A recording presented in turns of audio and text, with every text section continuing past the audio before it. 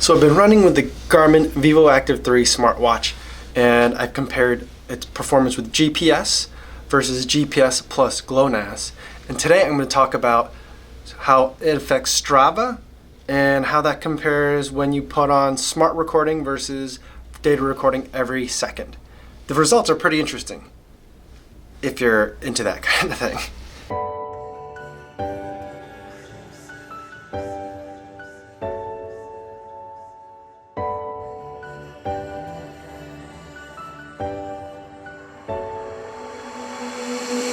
Take a look around yourself and tell me what you see.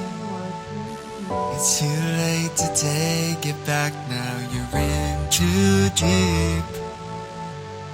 Take a look at everyone, the ones you took advantage of, whose bridge you burned to stand above. Are you proud of everything you've done?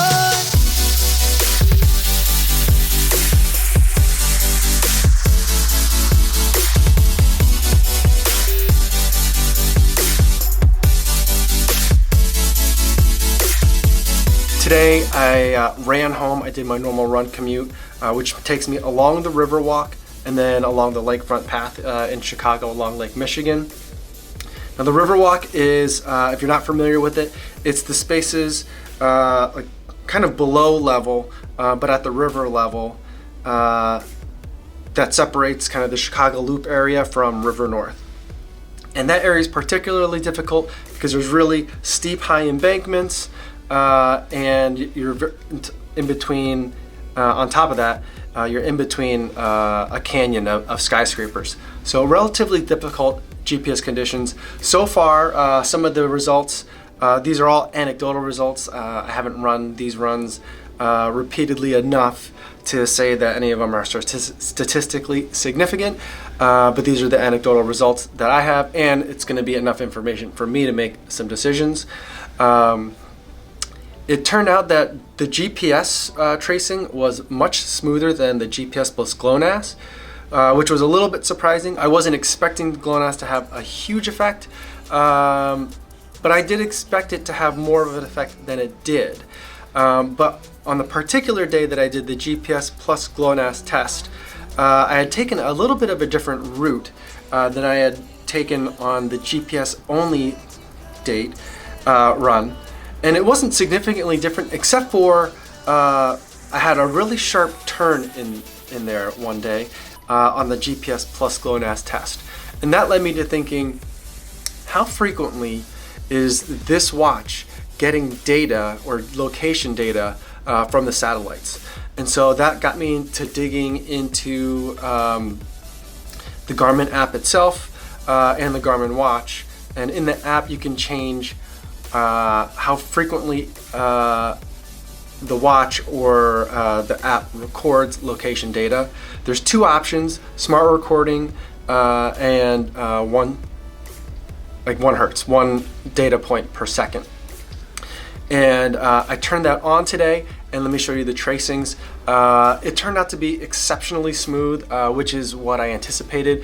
It actually turned out to be the best tracing that I've gotten from all three. And so I think for me, that's what I'm going to do from now on. I'm going to use GPS, GLONASS on, and make sure that it's set to record every 1 second to give me the best results. Now, Garmin will tell you, and others have commented in some of the previous kind of GPS analysis videos that I've been putting out, that the data recording only is like a scrivener's problem. So it's not like it doesn't change the amount of data it gets or receives the watch. It just is a matter of memory. How often is it writing something to memory? And it'll tell you that what smart recording does is when certain parameters are static, it won't keep redundant data points, and instead it'll only trace data points when there's changes. That makes sense to me, I guess, if you're talking about like heart rate, if you're talking about other like how many foot strikes per minute you're doing, things like that. But when it comes to GPS data, the fact that smart recording even applies didn't make any sense to me. And ultimately, I guess if there's a Garmin engineer out there that can let me know, smart recording may not even apply to GPS, so this might be completely a placebo effect. I concede that, but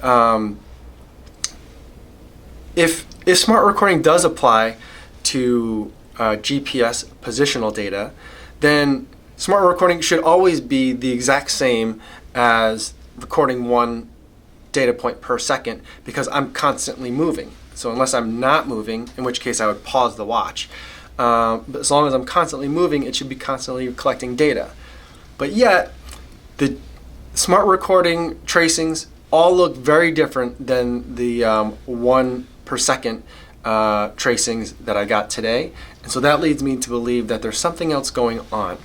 I think the other part of the equation is the smoothing algorithm.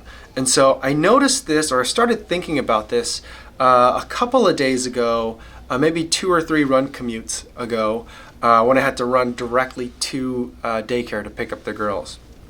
And it was a slightly longer run, and it was I was actually the test of GPS plus GLONASS that day.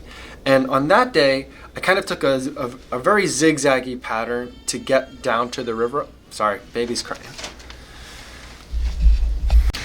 Okay, so sorry about that. The baby's coming down with something. She's been having a real hard time sleeping, or really she's been having a hard time staying asleep. But anyway, so on the day that I did the GPS plus GLONASS test, my approach to the Riverwalk kind of was a little bit more jagged. Rather than like a smooth kind of curving arc, I cut across a street and then went down a set of stairs, and then things were a little bit more abrupt in changes. And I think because of the fact that it wasn't taking a data point every second when it was on Smart Record, it's kind of extrapolating where I was going as part of, I think the apps all have smoothing algorithms, and I think the apps are different because on that particular day, Garmin gave me 5.75 miles and Strava gave me 6. Or maybe it was, 6.7 miles and Strava gave me 7. And so I think another hypothesis is that when Garmin, when the smartwatch talks to the Strava app, and you can automatically have it upload your activities, which is what I've done, when it talks to it, I don't think it's sending it like the map or it's tracing when it talks to Strava. I think it's sending like just, my guess is, kind of like a text list of all the different GPS coordinates and times. So I'm thinking it sends that, and then Strava takes that information and then makes its own map tracing using its own algorithm. So I'm thinking that there is a difference depending on which app you're using. And so ultimately, again, just like the tracings on the watch where they're using GPS plus GLONASS, smart recording versus 1 per second, I ultimately think it doesn't matter all that much. It's within kind of what I consider an acceptable range of variation, but as long as you're picking the one kind of thing to stick with and always using that, it at least gives you a consistent to yourself measure so you can track your progress over time.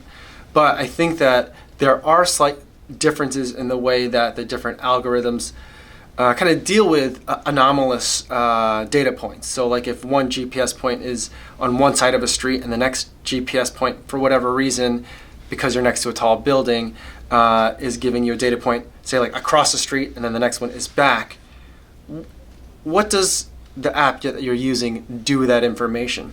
Most of them will give you kind of like a jagged tracing, but will it smooth it out?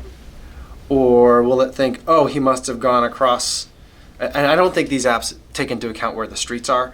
Maybe this person went across in more of like running around a city block and then came back. So how does that deal with that? I think when you're taking data points 1 per second or forcing the watch to take data points every second, there are fewer, in theory, large fluctuations, because then it can kind of figure out which one is the truly anomalous one and then kind of maybe eliminate it. That's my theory. I don't know if it actually works that way. But Over time, I'll probably take a look at this again, but not for a while, because I think I have all the information that I need, at least to make a decision for myself at this point. Going back to what Garmin itself says in terms of its forums, and I think it's in a forum, is that really the decision comes down to battery life and data file size. And so I'm thinking that this smart recording is probably either due to one of two things.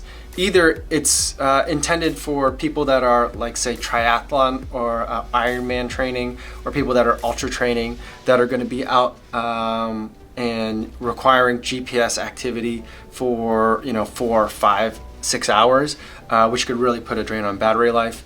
And so I could see using smart recording as a way of conserving battery life. The other thing that I think it could be from is because Garmin produces a wide range of GPS tracking products. Some of them probably have a smaller battery than others. The one that I wear being the Vivoactive 3, also being a smartwatch as well, intended for you to wear all the time. The battery life on mine is great. But I'm guessing that they put in a beefier battery in it, knowing that people are going to intend to use it on more than just their runs. And so I haven't really noticed a problem. I haven't noticed a substantial difference. Usually I wear my watch all day, turn the GPS and GLONASS on, and turn on the once per second recording. I don't have to turn it on, it's just a setting you change. And then I'll take the watch off and charge it anytime I take a shower. And usually if I do that, by the time I'm done with the shower, I'm pretty much topped up.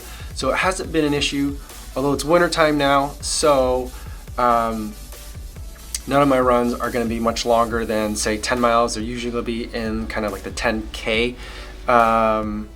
length of time, so 45 minutes to like an hour and a half is about as long as I can manage to be outside this time of year. So I can't comment yet on what it does to battery life when you're out there for 2 or 3 hours or even more.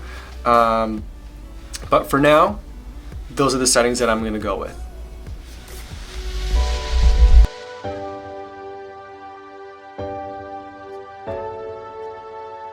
Yo, what's going on?